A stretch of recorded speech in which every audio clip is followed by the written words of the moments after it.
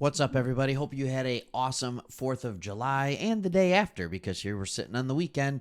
And as we go into it, if you're not familiar with this channel, we are Lions fans that started another channel, Sports Talk Detroit. And then about a year ago, we started Sports Talk Extra. We love the NFL. We love talking football. And we love talking about the things that the national media, quite frankly, isn't talking about. And if you want to have some of those fun stories, get into the nitty-gritty of what draft pick or what player on your team is going to do well, this is absolutely the channel for you. And today I have two things to talk to you about with the Colts. Number one is a rookie wide receiver that I think is going to be so much better, and I'm going to give you three big reasons why. So much better than he's projected to be in his second round selection.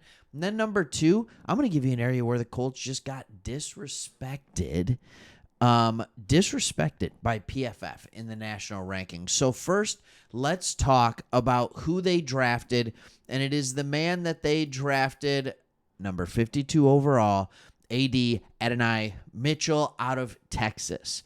Now, there are a lot of reasons to be excited about this guy. Number one could be his athletic profile. Number two could be the fact and how he was misused at Texas, in my opinion. And number three can be 100% his mindset behind his jersey number, if you haven't heard that yet. So let's start with his athletic profile. This guy is the second most athletic wide receiver. It says number 5, but he has the second highest score. Number 1 is Kelvin Johnson at a 10. He is the gold standard for what an athlete looks like at the wide receiver position. Adonai Mitchell is the next, and you got him in the second round.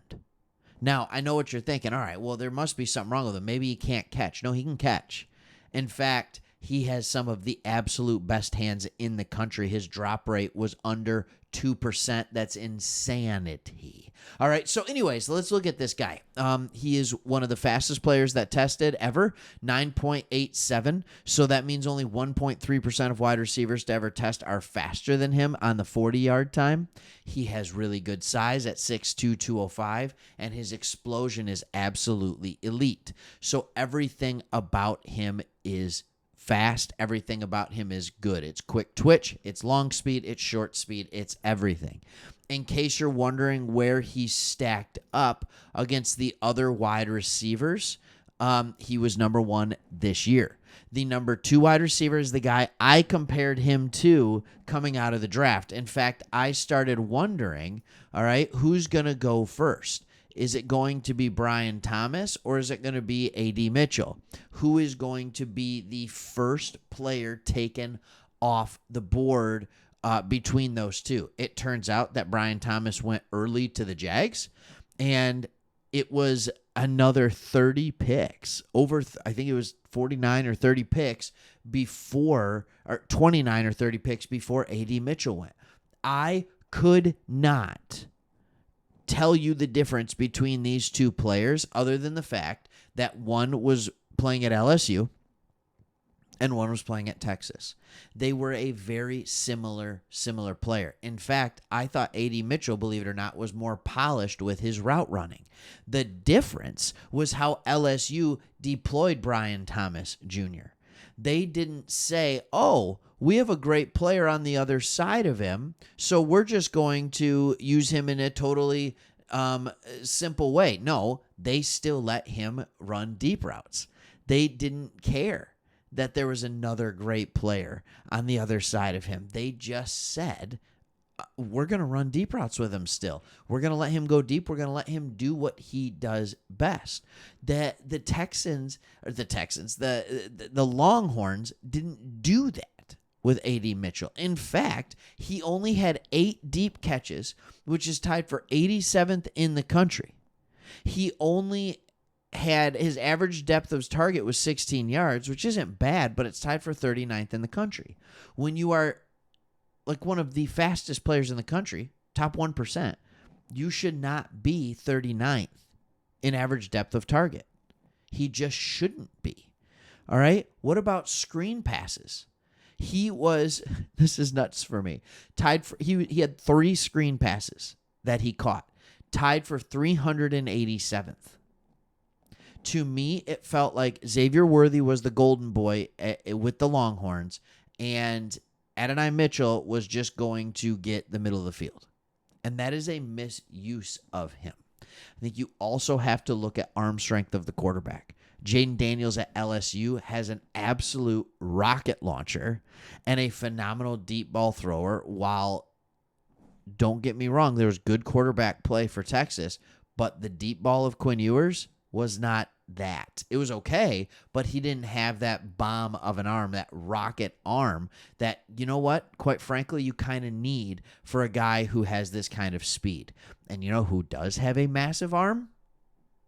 Anthony Richardson, right? So we look at that, we see all these things combined, and then when you look at the Colts, where was the weakness? All right, we all think Josh Downs did a great job in the slot as a rookie last year. We love what Pittman's doing as a number one wide receiver. He's physically a little bit limited. I think we all know that. He's big height, big body, and he does what he does very well. Good route runner, really like what he does. But what the hope was is that this other guy on the other side that is, quite frankly, athletically very gifted, Alec Pierce, could put something together on the other outside, be that deep threat that can also layer his routes. He wasn't really that. He just didn't become that for this team. Last year, 32 catches, 514 yards. I'm going to be honest. I'll be the first to say I thought Pierce was going to show something different in his first 2 seasons. I picked him up in fantasy both years because I thought maybe this guy is going to break out as the number 2 option for the Colts. He has shown he's not going to do it. He's not a bad player. I think he's a great 4th receiver on a team. I think he's a great 3rd outside receiver. But I think A.D. Mitchell is going to come in here and he is going to be the number 2 wide receiver almost from day one. And part of the reason that I think that is because of his attitude going into it. His Colts rookie, Adonai Mitchell, wearing number 10 to signify the number of wide receivers drafted ahead of him. Here they are. Marvin Harrison Jr., Malik Neighbors, Rome Odunze, Brian Thomas Jr., Xavier Worthy, his teammate, Ricky Pearsall, Xavier Legette, Keon Coleman, Ladd McConkey, and Jalen Polk. Now, Marvin Harrison Jr., fine. Malik Neighbors, fine. Rome Odunze, fine. Xavier Worthy, fine. I'll even give you Brian Thomas. That's fine. And if you want to argue Ladd McConkey, I can do that depending on fit. I think Ladd McConkey was the perfect draft pick for the Chargers. But Keon Coleman, Xavier Legette, Ricky Pearsall, and Jalen Polk, they should not have gone ahead of A.D. Mitchell. You can make that argument, and I can understand why he might be upset. Now, they, of course, asked him, can you name all the players ahead of him? No. He said no. None of them have a name. None of them have a face, is actually, I believe, what the exact quote was. But he said he originally picked another number. This is what I loved. I originally picked another number, but then I was just up late thinking about it. Mitchell said recently via The Athletic. He said, I couldn't get it off my mind. He has a chip on his shoulder. He can't get it off his mind. That is a player who is dangerous. All right, I said at the end of this I was going to give you an area where the Colts were disrespected. This is a little longer video than we usually do around here. PFF recently did its unit rankings, and they have the Colts as the NFL's 28th best secondary. The 28th best secondary in the NFL, which I thought, quite frankly, was a little bit unique. Like, this doesn't make a lot of sense to me. We'll go right to PFF for the source. All right, you got Brents and Jones. I understand, like, they're going to have Brents is going to need to step up more, quite frankly, is the best slot corner in the NFL, or at least he can make the argument to be.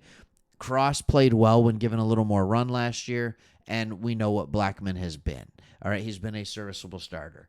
That feels like a solid enough crew that it should be given a ranking higher than 28. I also think that it has a ceiling that is much higher because of how young they are. So I just wanted to share that as well. I don't think that's an accurate thing. You have a great coach. this could be a fun year for you. Excited to see what Anthony Richardson does as the quarterback, and hopefully he can stay healthy. All right, thanks for watching. See you on the next one.